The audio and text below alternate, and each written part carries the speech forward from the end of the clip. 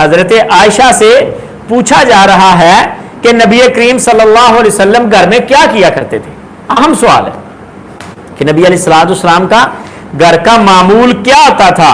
تو سیدہ عائشہ فرماتی کان یکون فی محنت اہلہ، گھر والوں کے ساتھ کام کروایا کرتے تھے. گھر میں یہ مصروفیت ہوتی تھی آپ کی کہ گھر والوں کے ساتھ گھر کے کام کاج کرواتے. فَإِذَا سَمِعَ الْأَذَانَ خَرَجَ، جب اذان سنتے تو گھر سے نکل جاتے نماز کے لیے.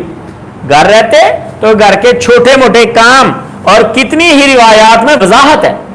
سیدہ عائشہ کہتی ہیں جب میری شادی ہوئی مجھے روٹی پکانی آتی تھی لیکن آٹا نہیں گوندنا آتا تھا. والدین نے روٹی پکانی سکھا دی تھی لیکن آٹا گوندنا نہیں آتا تھا. تو نبی علیہ الصلوۃ والسلام نے کہا عائشہ پریشان نہیں ہونا، روٹی تو پکا دینا، آٹا میں گوندوں گا، اس میں کیا مسئلہ.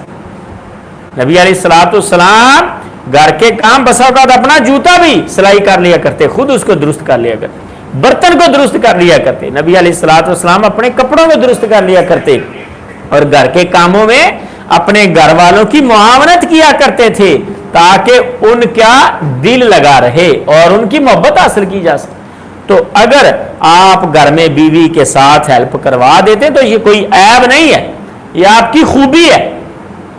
بیویوں نے تو گھر کے کام کرنے ہی کرنے ہیں، جیسے حضرت فاطمہ کی روایت میں نے آپ کو بیان کی ہے.